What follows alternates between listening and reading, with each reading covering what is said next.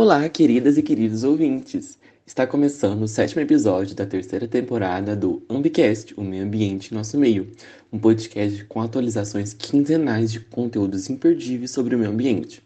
Eu sou o Rafael, estudante de Engenharia Ambiental e Sanitária e roteirista do Ambicast. E eu me chamo Taliene, estudante de Engenharia Ambiental e Sanitária da Universidade Federal de Uberlândia, roteirista e editora do podcast. E o episódio de hoje tem o tema Biorremediação, tratamento para a poluição humana.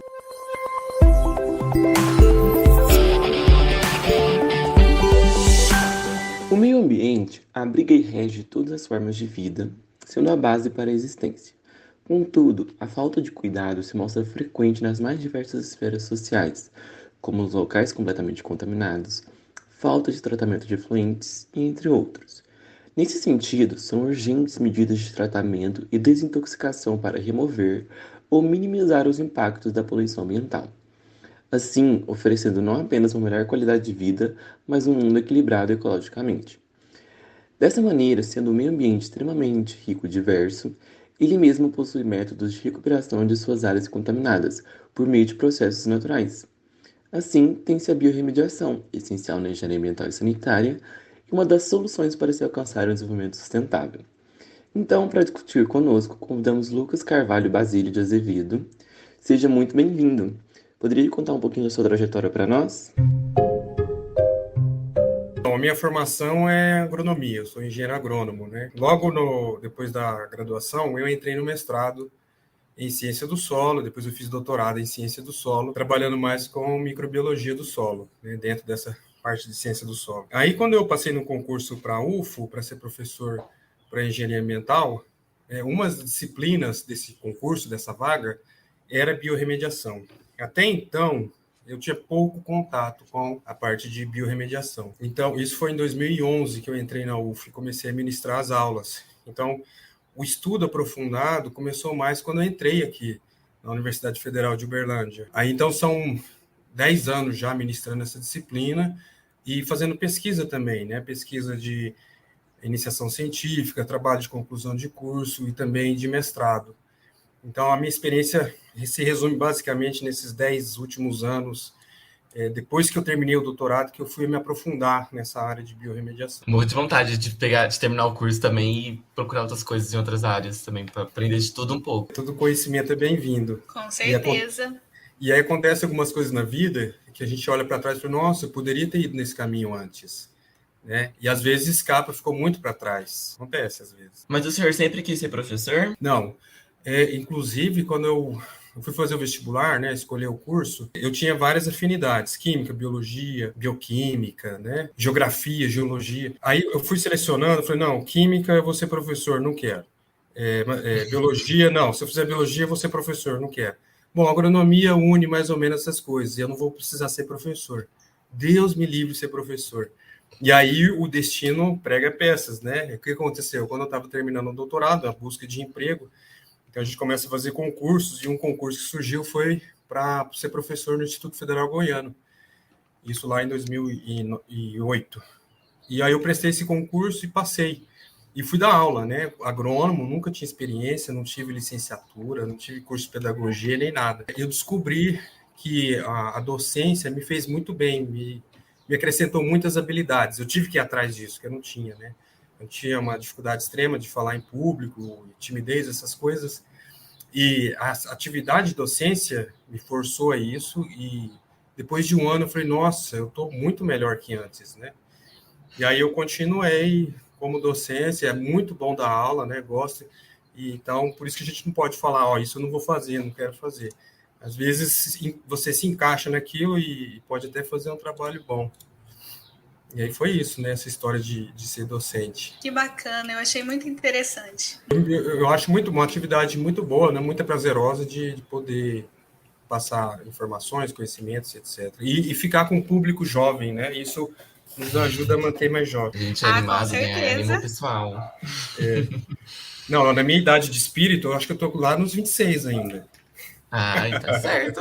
Tem que ser assim mesmo. Muito bom.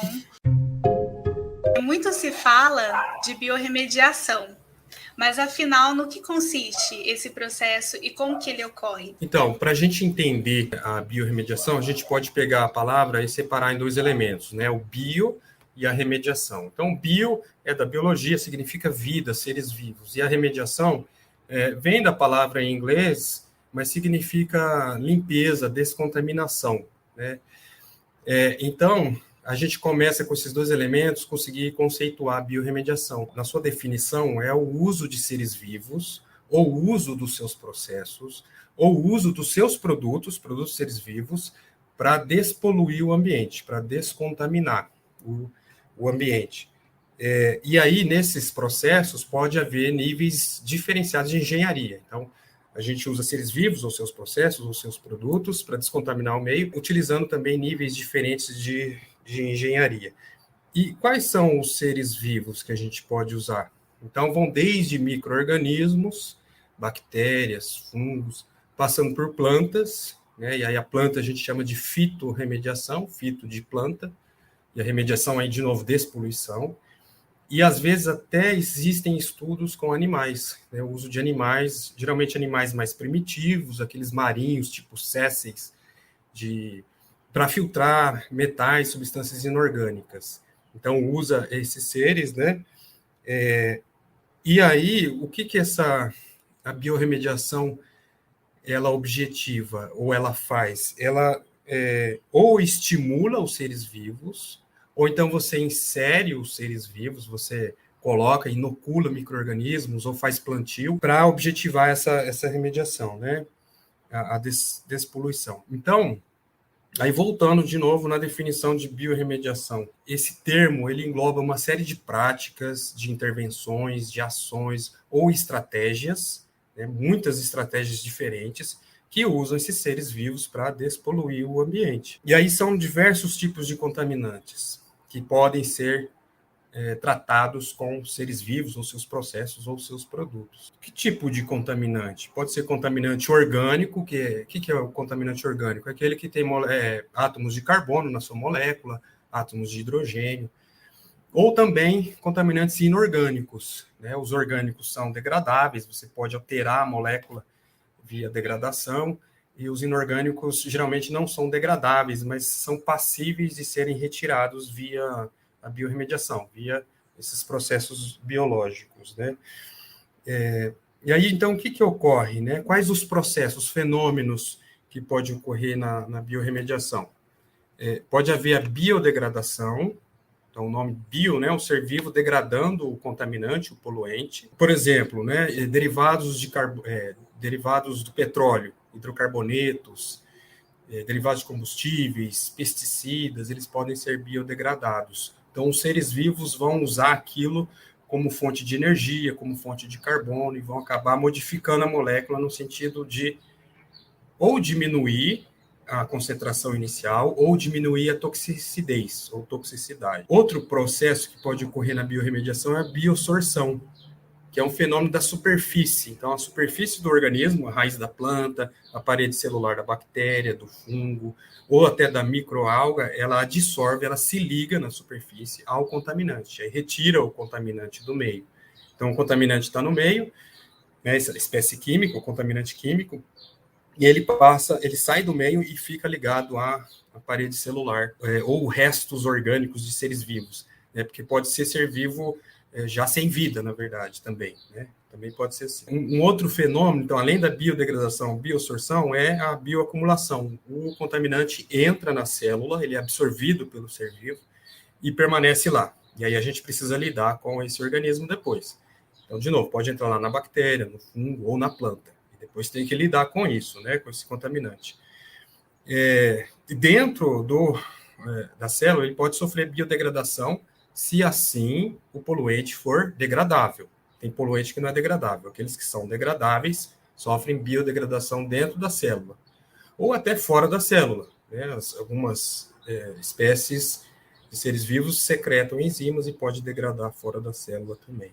Então, biodegradação, biosorção, bioacumulação, existe um processo que chama biolixiviação.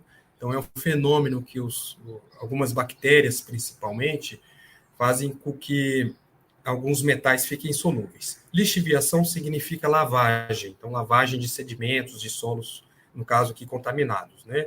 Pode ser lixiviação de qualquer coisa, mas a biolixiviação diz respeito a metais. Então, micro-organismos, bactérias, propiciam a solubilização de metais contaminantes, e aí eles ficam solúveis, eles ficam na solução. Então, aqueles metais que estavam adsorvidos, ligados, grudados no material sólido, no solo, no sedimento, eles são deslocados para a solução, e aí você consegue lavar esse solo. Isso é feito em condições controladas, né? Então, você coloca lá, geralmente, em bioreatores, para você conseguir retirar os metais. Isso é chamado de biolixiviação, é outro fenômeno. Então, a gente começa a ver que as estratégias de remediação são muito diversas, né? São várias possibilidades. Uma outra que eu vou citar aqui é a biomineralização, né? Alguns seres vivos, bactérias, conseguem produzir minerais. A gente também faz isso. A gente produz minerais para sintetizar ossos, dentes e até aquele cálculo renal. É não controlado, mas a gente sintetiza mineral, né? E algumas bactérias conseguem fazer isso. Isso pode ser utilizado em bioreatores para que se englobe, que o contaminante fique dentro desse mineral. Então, é chamado de biomineralização, pouco usado ainda, mas é um outro potencial. Aí existe a biovolatilização. Então, como o nome diz, volatilização, né, os seres vivos estimulando a formação de gases. Então, na verdade, o organismo faz com que o contaminante se volatilize, né, que vire gás e vá embora. Geralmente plantas, né, geralmente utilizado plantas, tanto para compostos orgânicos, como também dois inorgânicos específicos, que é mercúrio e selênio. Então, são metais que também podem virar gases. E algumas plantas têm essa habilidade de transformar o selênio e o mercúrio na forma volátil e retirar do ambiente contaminado, o solo, a água, né? Não só solo, sedimento, mas água também. E, por fim, o último fenômeno que eu explico, né, é a oxirredução. Então, modificações de ganho e perda de elétrons de contaminantes que faz com que ele se degrade ou ele reduz a sua toxidez. Então, eu falei dos seguintes processos que podem ocorrer na biorremediação: biodegradação, a bioabsorção na superfície, a bioacumulação dentro das células, a biolixiviação, que permite a lavagem, a biomineralização, que forma o mineral em volta do contaminante, a biovolatilização, que faz com que haja volatilização, como diz o nome, e a oxirredução. Então, o negócio é o seguinte: existem uma possibilidade muito grande de aplicação, ou de métodos, ou de práticas, ou de estratégias de biorremediação. Por que existe essa grande quantidade? Porque são diferentes tipos de contaminantes, uma diversidade biológica bastante grande, em diferentes tipos de ambiente. Então, para cada um, você consegue adaptar alguma coisa. E aí acaba fazendo um gradiente de tipos de estratégias diferentes. Mas existem alguns tipos principais que eu vou citar aqui. Por exemplo, a bioaspersão ou bioventilação. É o nome de algumas técnicas, de duas estratégias de biorremediação. E no que consiste isso? Consiste em inserir ar atmosférico no solo contaminado com contaminantes orgânicos degradáveis. Por exemplo, um solo contaminado com gasolina. Posto de combustível, o tanque do posto de combustível vazou e contaminou o solo com hidrocarbonetos. Benzeno, tolueno, etilbenzeno e outros. A gente inserindo o ar nesse solo, como que a gente possibilita a biodegradação desses compostos? É porque no ar atmosférico existe oxigênio, né? 20 e poucos por cento é oxigênio. Quando você insere oxigênio lá em profundidade abaixo da zona de contaminação, você permite o estímulo de seres aeróbicos que vão usar o contaminante como fonte de elétrons, como fonte de carbono, e vão degradar. Então, olha só, tem uma contaminação no solo. Essa contaminação extingue algumas populações, é tóxica. Mas algumas populações são resistentes, e além disso, dentre essas resistentes, tem aquelas populações microbianas, espécies microbianas, que conseguem usar o contaminante para benefício próprio. E você inserir oxigênio, isso aumenta a eficiência do processo. Então, você estimula micro-organismos nativos aeróbicos do solo a degradar. Então, são técnicas ambientalmente amigáveis, né, que tendem a colocar esse processo dentro dos processos naturais do solo, do ambiente, da água. Um outro exemplo bastante conhecido dentro da biorremediação é o land farming, land de terra, né, e farming de cultivo, mas geralmente utiliza junto, né, e essa palavra geralmente utiliza-se em inglês mesmo aqui no Brasil, e ele consiste em você usar um solo que vai receber o contaminante, e esse solo, com sua biodiversidade natural, vai conseguir atacar o contaminante degradável, geralmente derivado de petróleo, combustíveis, e aí você revolve esse solo de tempos em tempos para permitir a aeração, de novo, o oxigênio, né, que vai servir como aceptor final de elétrons lá, e vai estimular os micro-organismos nativos daquele solo a degradar um contaminante que ele está recebendo. Isso feito de forma controlada, então, geralmente com isolamento inferior, coleta e tratamento de lixiviados, monitoramento de emissão de gases, tudo isso precisa ser feito, né? E se atingir algum índice que seja de intervenção, haverá intervenção. Intervenção, por exemplo, está tendo muitos voláteis, então tem que se coletar os gases e tratar como emissão atmosférica, para não poluir a atmosfera, né? Senão você descontamina um e contamina outro. A biolixiviação, eu já falei, muito utilizado para metais pesados, rejeitos de mineração, contaminações da indústria que usa metais. Esses metais, eles tendem a ficar insolúveis no solo, e a biolixiviação usa bactérias que são encontradas normalmente em solos. Essas bactérias conseguem fazer com que esses metais fiquem solúveis, e aí, em condições controladas, você lava o solo. E o uso de bioreatores, né? A própria biolixiviação usa bioreator, ou é um bioreator, pelo menos na forma mais grosseira, ainda assim, né? E nos o que é um bioreator? Bioreator é um equipamento que estimula reações químicas. O bioreator, reações químicas via seres vivos, ou então reações bioquímicas. Então, você cria condições ótimas dentro do equipamento, geralmente com um solvente, a água, geralmente, e você cria as condições ótimas de pH, temperatura, nutrientes, às vezes até luz, para que se otimize a biodegradação de contaminantes, ou então a biosorção, né, a ligação na parede, como eu tinha falado antes, ou então a biomineralização, para englobar o contaminante, ou então a biovolatilização. E outra técnica, essa é uma das mais conhecidas dentro da área, né, de descontaminação, é a fitorremediação. Fito, de planta, remediação, novamente, despoluição. Então, a limpeza via uso de plantas, de vegetais. E aí existem diversos mecanismos que as plantas podem fazer para descontaminar. E não é qualquer planta, né? Existem plantas adequadas para cada tipo de contaminante, para cada tipo de contaminação também, porque tem contaminação no solo, em profundidade, na água. E também as plantas adaptadas ao clima, ao solo, ao local, né? Esses são os principais estratégias.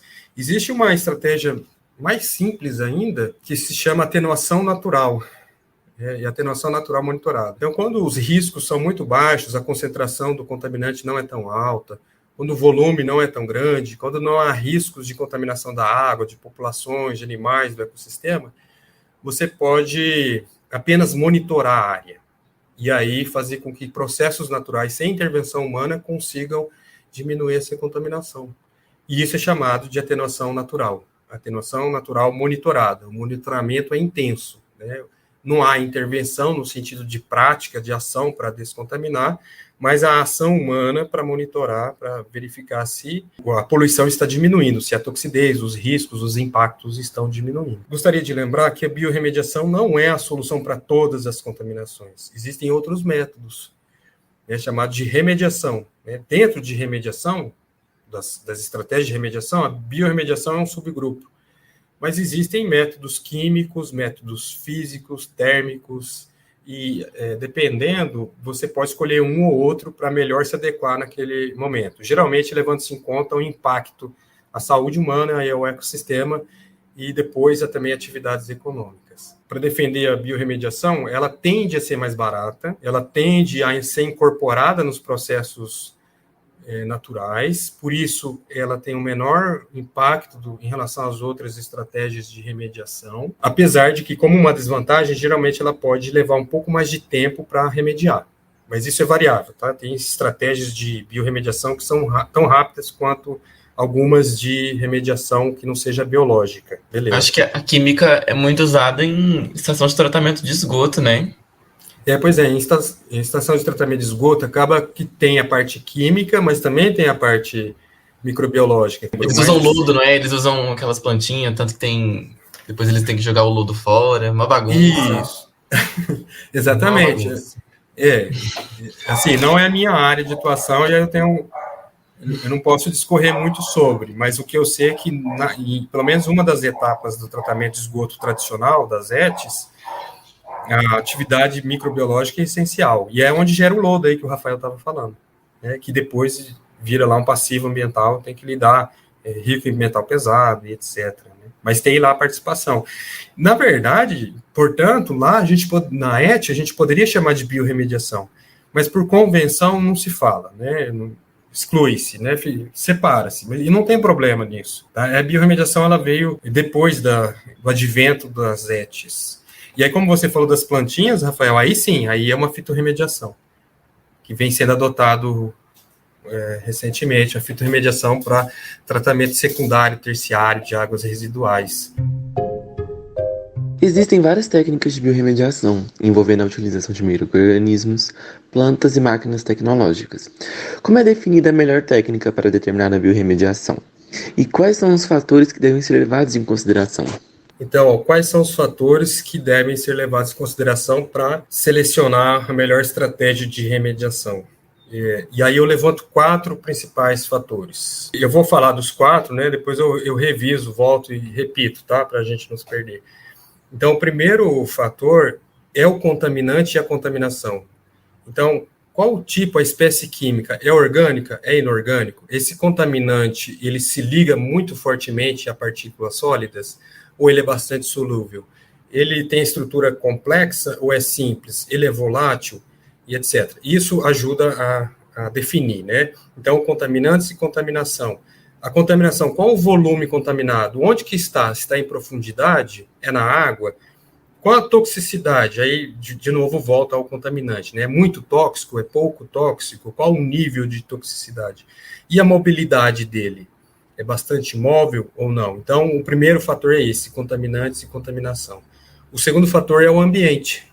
Qual é o ambiente que se encontra a contaminação? Então, eu vou estudar o clima. O clima é quente ou é frio? É seco ou é úmido? Tem estação seca, estação chuvosa? Então, principalmente no clima, temperatura e umidade. É isso que mais influencia no clima sobre a atividade biológica para a biorremediação. Mas também no ambiente, né, nesse segundo fator, que é o ambiente, a localização. A localização tanto em profundidade, mas também proximidade à população. Essa contaminação está na área urbana, está próximo de uma escola, as pessoas têm acesso, animais têm acesso, ou está na zona rural, onde ninguém tem acesso, nem animais. Está muito profundo ou muito raso? Qual que é a declividade? É muito íngreme, é pouco íngreme? E o lençol freático, ele está próximo à superfície? E a atividade econômica, está freando qual tipo de atividade econômica? Está freando alguma? Então, é o segundo fator, é o ambiente. O primeiro é contaminantes e contaminação, o segundo, ambiente. E o terceiro é uma consequência desses dois, são os riscos e os impactos da contaminação. Então, o risco, que é a probabilidade daquilo fazer mal para o ambiente, para as pessoas, para a água, para o ecossistema. Então, esse é o risco. O impacto é aquilo que já gerou, né, é aquilo que já afetou os processos naturais, a saúde humana e etc. Então, o terceiro fator para selecionar a técnica é uma função dos dois primeiros fatores, contaminantes e ambiente. E o quarto fator que eu coloco é uma consequência do terceiro, que é o tempo. Qual o tempo que você precisa remediar? Devo remediar isso aqui urgentemente, 6 meses. Está afetando a água a população deve consumir, etc. Ou não, o tempo não, pode ser mais de 2 anos, está na zona rural, não tem acesso de pessoas e animais, é pouco tóxico, está longe do lençol freático, a área não é declivosa e etc. Então, o tempo pode ser maior. Então, baseado nesses 4 fatores, que são contaminantes e contaminação, ambiente, riscos e impactos e o tempo, a gente define qual a melhor estratégia, porque aí você consegue abordar o problema da contaminação de forma mais eficiente, colocando processos mais eficientes. É lógico que nisso também vai os custos, tem que ser levado em conta. Então, nesse ponto, além desses 4 fatores, contaminação, ambiente, riscos e tempo, eu coloco os critérios. O que a gente precisa fazer, que está ligado a esses fatores, né? Então, é necessário diagnosticar e caracterizar muito bem a área, o clima, e caracterizar o contaminante, verificar e determinar o tempo que precisa ser remediado, descontaminado, os custos para isso, qual a disponibilidade de recurso, qual o distúrbio da técnica, porque qualquer técnica de despoluição vai ter algum impacto, algumas mais, outras menos. A biorremediação tende a ter menos impactos, porque tende a ser processos naturais incorporados aos ciclos naturais. Mas precisa ser avaliado, e cada estratégia de biorremediação tem um impacto. Então, por exemplo, quando você fura o solo para inserir oxigênio, ar atmosférico lá embaixo, é um impacto.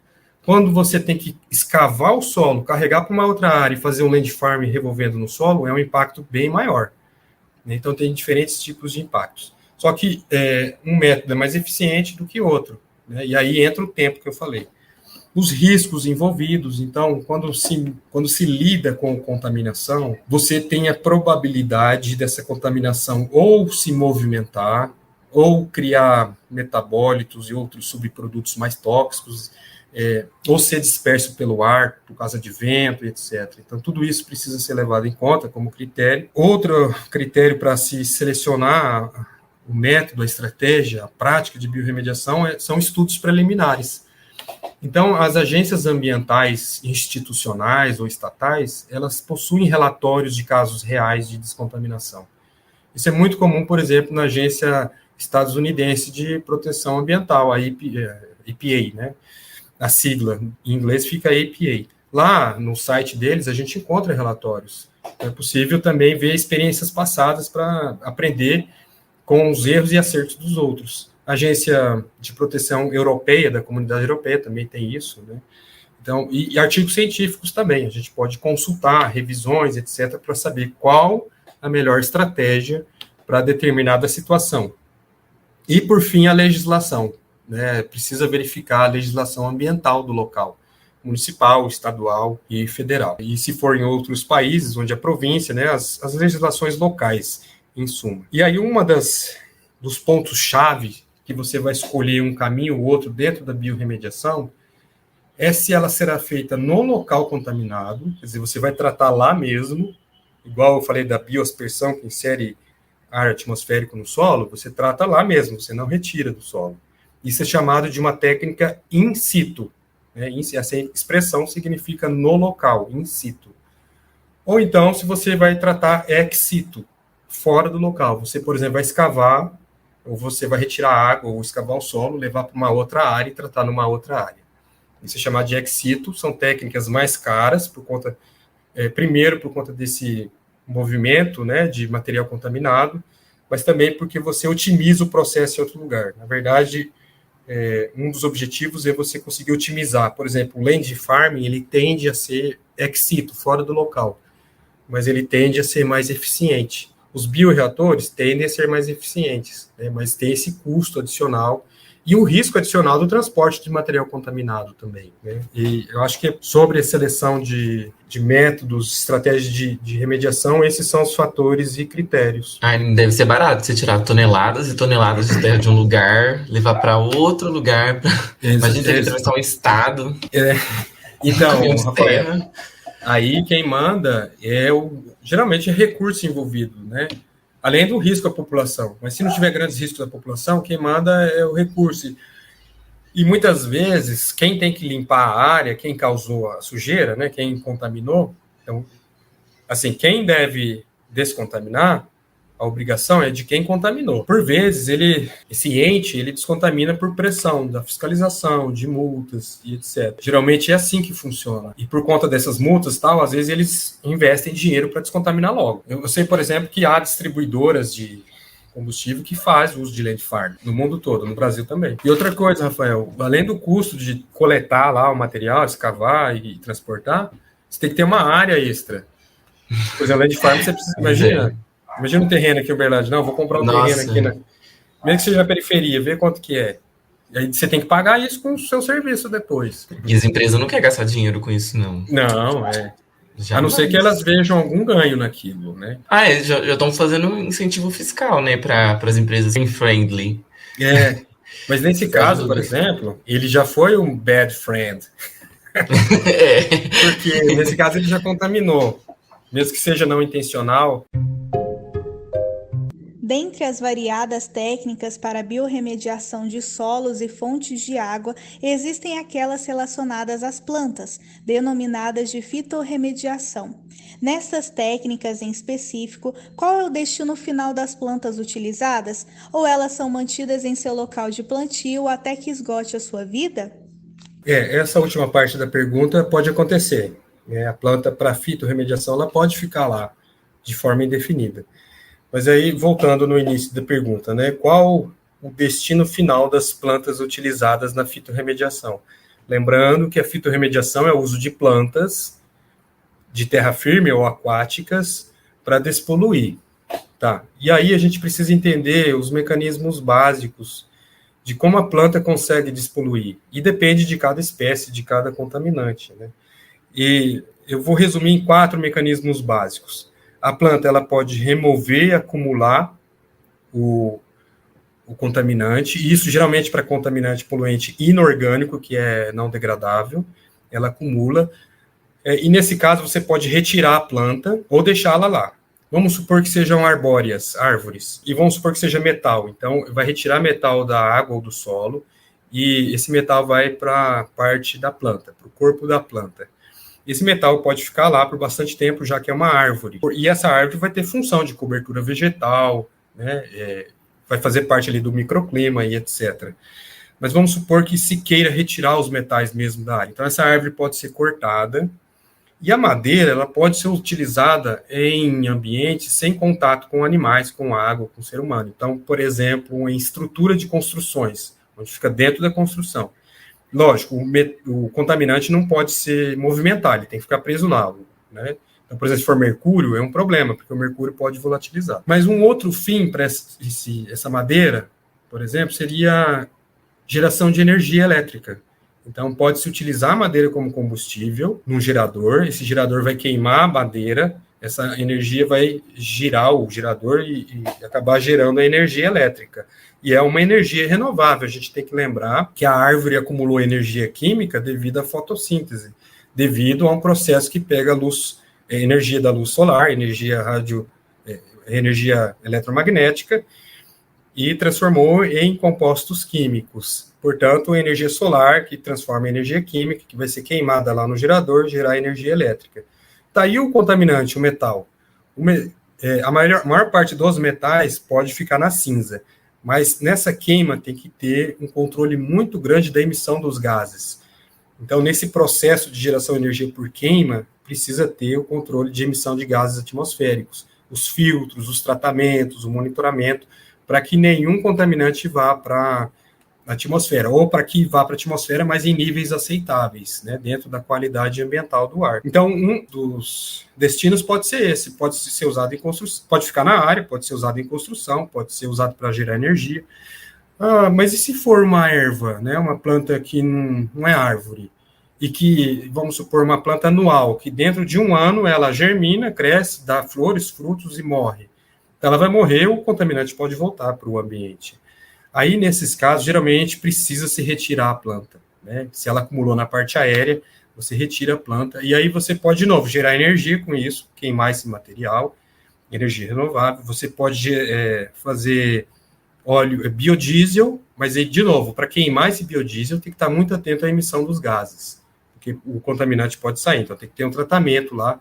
E geralmente esse biodiesel vai ter que ser usado para gerar energia elétrica. Não vai poder ser usado em carros, porque senão pode emitir esses contaminantes na atmosfera. Então, esses são alguns dos destinos. Aí agora tem fitorremediações que a planta pega o contaminante, e ele é degradável, e degrada dentro das suas células. Então, o contaminante deixa de existir, ele passa a ser outros produtos. Ou então a planta degrada via emissão de enzimas no solo. Você pode deixar a planta lá, cobrindo o solo, né, contribuindo para um ambiente de ecossistema ali, de terra firme e etc. E há os casos onde a planta volatiliza, como, por exemplo, mercúrio e outros compostos voláteis orgânicos. Então, a planta vai ficar volatilizando para a atmosfera. De novo, precisa monitorar qual é essa volatilização das plantas, né? Se não está atingindo níveis tóxicos. Mas, geralmente, é aceito, né, e não atinge esses níveis. A fitorremediação, fitovolatilização de mercúrio é bastante recomendado no mundo inteiro.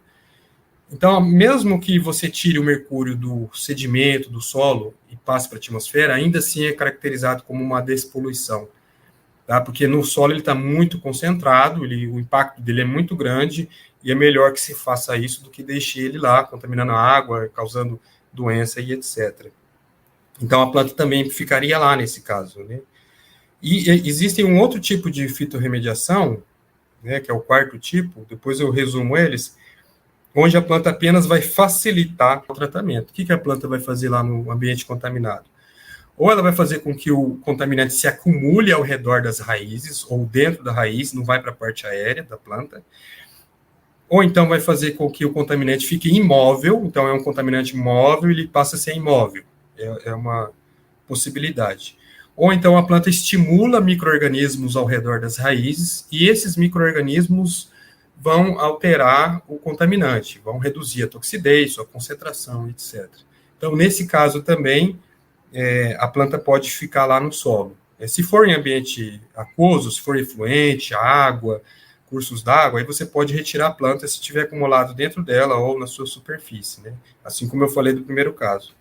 Então, tem esses 4 mecanismos básicos, né? A planta remove, acumula na parte aérea e se retira a planta, ou então ela remove e degrada, e a planta pode ficar lá, ou ela remove e volatiliza, ou ela facilita o tratamento no solo.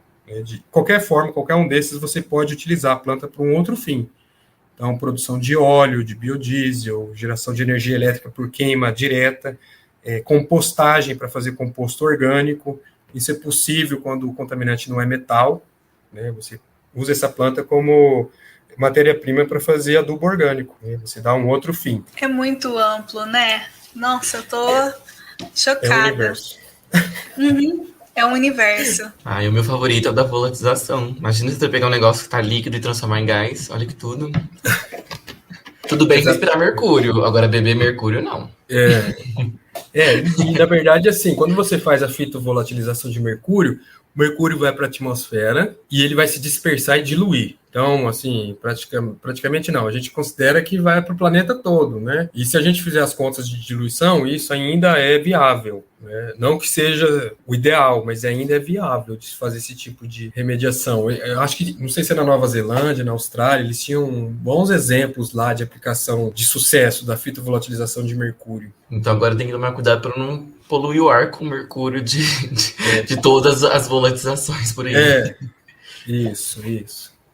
Tem que levar em conta isso, né? Por enquanto tá tranquilo, dá para fazer isso ainda. Ai, que bom. Pelo menos tem um método, né? Não tá que nem aquele povo que já tá querendo jogar lixo no espaço para tirar o lixo daqui, medidas desesperadas. Nossa senhora, que pensamento, né? Falando de mercúrio, eu lembrei do chumbo. A gente deixou já uma assinatura de chumbo no planeta. Vocês devem saber disso, né? Por exemplo, se você for em geleiras, né? Que a geleira acumula gelo há milhares de anos. Então, você consegue pegar gelo recente e vai em profundidade, em profundidade, tanto vertical como na geleira, você vai avançando, atrasando no tempo. Então, você consegue determinar quanto tempo está aquela camada de gelo. Aí você consegue determinar, por exemplo, o teor de chumbo. E aí tem uma camadinha de tantos anos lá, que é de 1900 a partir da queima de gasolina com chumbo, até 1990, tem lá uma concentração enorme assim, muito maior do que de antes e de depois. Isso, na década de 70, um pesquisador lá, como que é o nome dele? Peterman, um americano, ele que descobriu a idade da Terra, estudando chumbo e outros. E ele começou a estudar, depois de ele descobrir a idade da Terra, ele começou a investigar essa questão do chumbo na natureza. E começou a alertar todo mundo, o mundo está ficando envenenado. E ele mostrava isso em profundidade no oceano. Imagina, mesmo o oceano que movimenta, ele conseguia ver em profundidades uma camada aumentada de chumbo, principalmente na superfície. E em geleiras também.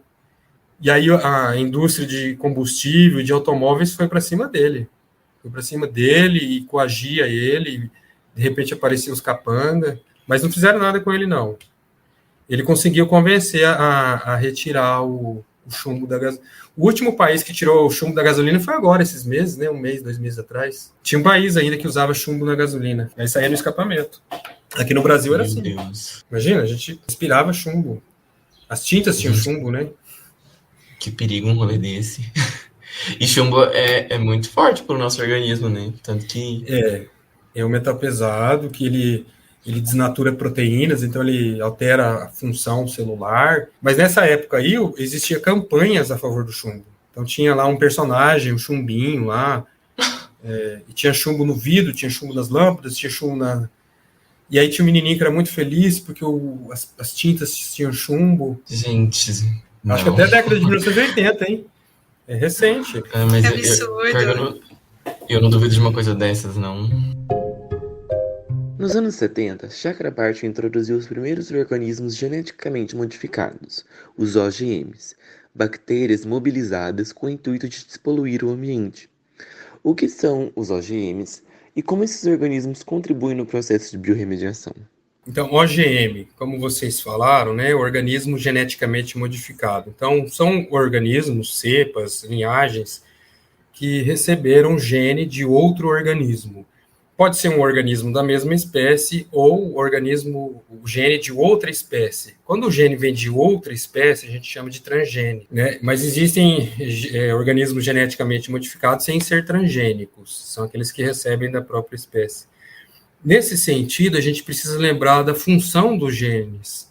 Os genes, aquela sequência de DNA que tem uma função de gerar uma proteína, uma enzima, com a função celular e etc. Né?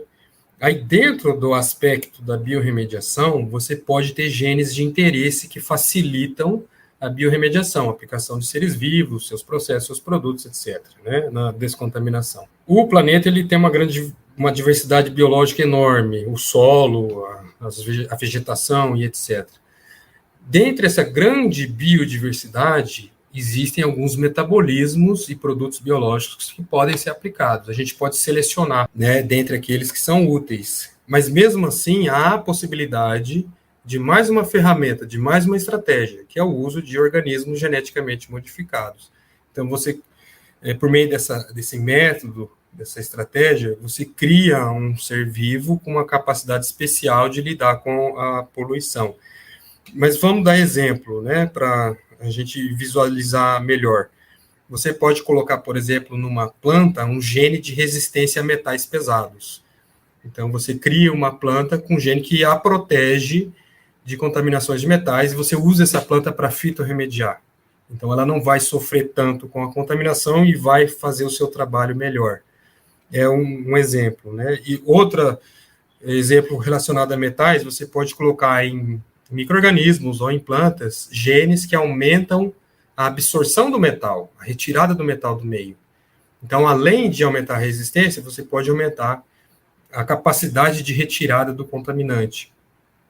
Também existem exemplos práticos, tá, que o pessoal, que a pesquisa desenvolveu, de criar organismos geneticamente modificados com rotas metabólicas de degradação de compostos orgânicos. Então, você consegue colocar enzimas que modificam moléculas e você pode escolher o gene que dá uma enzima que modifica a molécula contaminadora. Então, você coloca dentro da maquinaria bioquímica da célula um gene, né, para que haja, então, a degradação.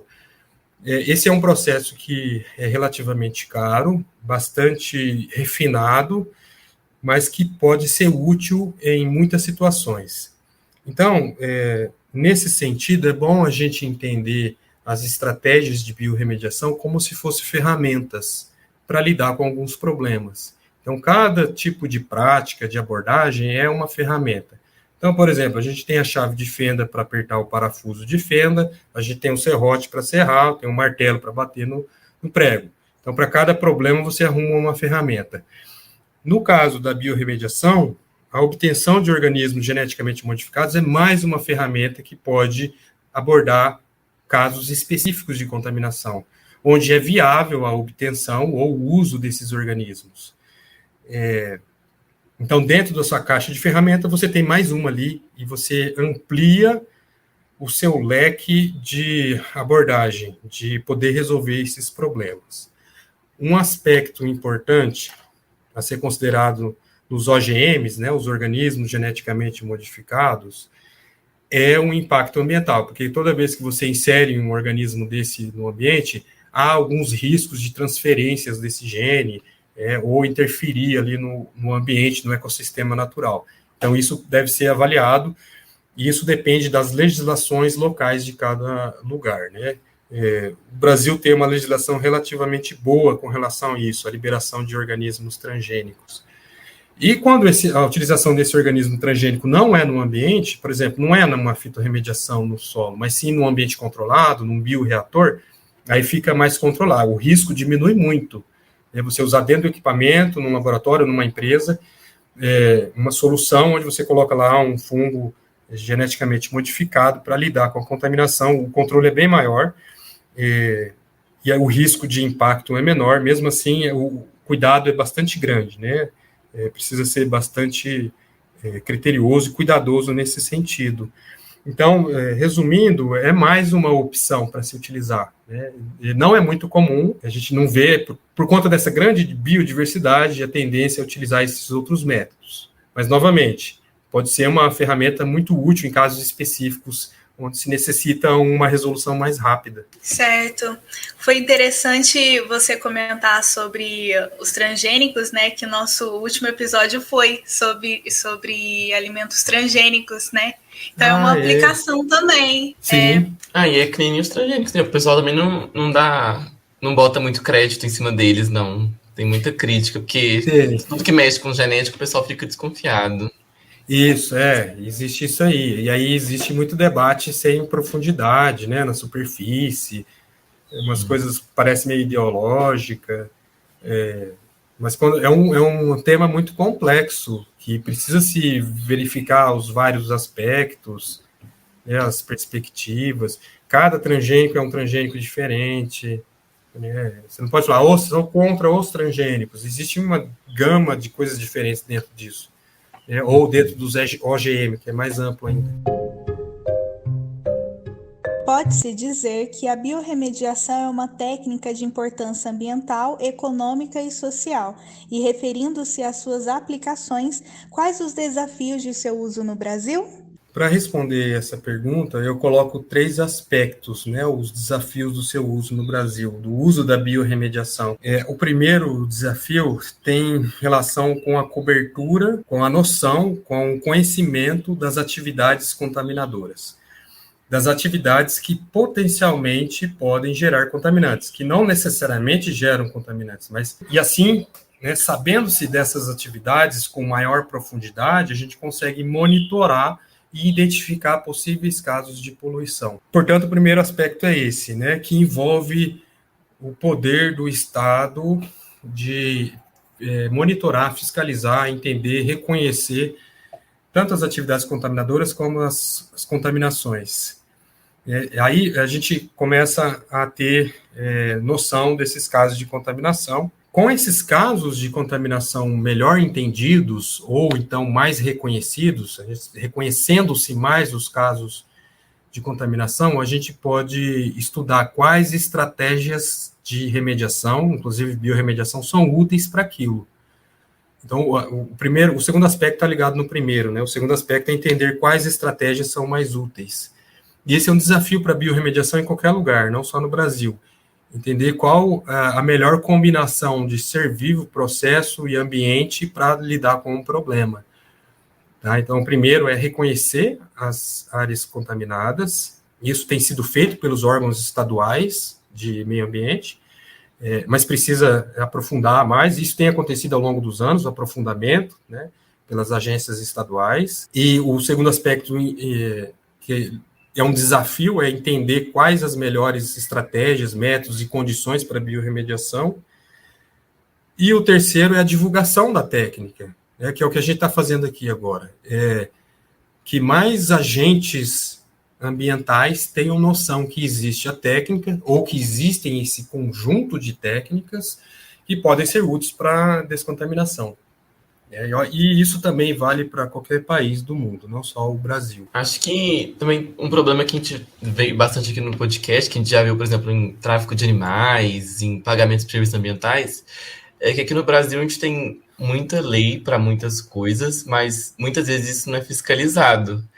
Então tem lei que fala que a empresa que polui é responsável por despoluir, mas quem vai fiscalizar isso? Então acho que isso é um problemão também, né? Nossa, e em muitas áreas, não só ambiental. Ambiental talvez seja bem crítico essa situação, porque o país é muito grande. Muitas vezes existe a lei, mas ninguém consegue monitorar, fazer fiscalização, ver o que está acontecendo. Às vezes acontece até a denúncia, mas não tem pessoal para ir lá, né? O pessoal está super ocupado com outras coisas, e aí acaba tendo uma lista de prioridades, e dependendo do problema, fica lá para baixo, mas é um problema. O ideal é se atacar todos os problemas, né? Aqui no caso, o problema ambiental. Mas acontece isso, inclusive, às vezes a gente vê na nossa vida prática mesmo, né? Tem muitas coisas acontecendo que precisavam de fiscalização, às vezes até se reconhece, não tem gente para ir lá, relatar e tomar as providências, né? Porque estão ocupados, tem pouca gente, estão ocupados com outras coisas. Disse tudo, realmente, tudo que é ambiental é um desafio. Agora a gente tem algumas perguntas dos nossos ouvintes, tá bom? Pergunta é do Daniel Silva. Ele diz: após uma biorremediação, como é realizada a avaliação para se saber se a área está descontaminada? Então, desde antes da implantação da biorremediação, a gente deve coletar amostras ambientais para se saber o nível tanto do poluente como outros aspectos químicos, físicos e biológicos. Então, essas amostragens, elas continuam no processo de biorremediação até um ponto que se considera a concentração do contaminante em níveis seguros. Isso, geralmente, é utilizado pelos valores orientadores. O que são esses valores orientadores? São valores de concentração de espécies químicas no ambiente que vão indicar se o ambiente está limpo, se ele está em nível preocupante ou se ele está em nível de intervenção, que precisa se descontaminar. Então, começa a se descontaminar quando chega nesse último nível de intervenção, né? E aí, ao longo do processo, você vai acompanhando a concentração dos contaminantes, dos seus subprodutos, até chegar no nível satisfatório. Depois de chegar nesse nível, ainda se faz um acompanhamento, então amostragens de solo, de água, da água do lençol freático, do ar atmosférico, para verificar se a contaminação está, se o ambiente está estável, né? Se estabilizou o nível daqueles contaminantes. Então, o monitoramento na atividade biorremediadora é essencial. Então, começa, às vezes, até antes da implantação da biorremediação, continua durante o processo, e lá na finalização, quando fica a área para reabilitação e depois liberar para uso, continua-se o monitoramento. E uma última pergunta é do Marcos Paulo Vieira Cunha. Ele diz assim: como a biorremediação contribui para os diversos problemas socioambientais? Um dos aspectos das contaminações químicas do ambiente, das poluições, é o impacto ou na atividade econômica, que aí pode afetar empregos, etc., ou então gerando doenças. Então, existem algumas contaminações de solo, ar e água que causam doença nas pessoas. E aí esse impacto é fortíssimo, né? Um impacto social muito forte, que geralmente também afeta a força de trabalho, o trabalho. A pessoa tem que deixar de trabalhar, ou então para se cuidar da doença, ou para cuidar de uma criança, de um idoso, e etc. Então, nesse sentido, a biorremediação, assim como as outras formas de remediação, também tende a levar a resolver esse problema, a diminuir, pelo menos, o problema de impacto social da contaminação, né, que é essa geração de doença, contaminação da água e etc. Igual o nosso público, a gente está tentando levar o podcast além dos muros da universidade. Então, Ótimo. a gente tem um público assim bem diversificado. Então, é interessante, né, saber que tem relação. A biorremediação tem tudo a ver com a sociedade, Sim, com a nossa cidade, sim. com o nosso bairro, com os problemas. Então, é bem interessante. Muito obrigado, viu, gente? Eu gostei de participar. Espero que contribua de alguma forma. E assim chegamos ao fim de mais uma temporada do Ambicast, o meio ambiente em nosso meio. Agradecemos a sua companhia nesse episódio e para ficar por dentro de tudo que vai rolar na próxima temporada, não deixe de nos seguir no Instagram em @ambicast e também no Twitter em @ambi_cast. E até a próxima temporada. Tchau, tchau!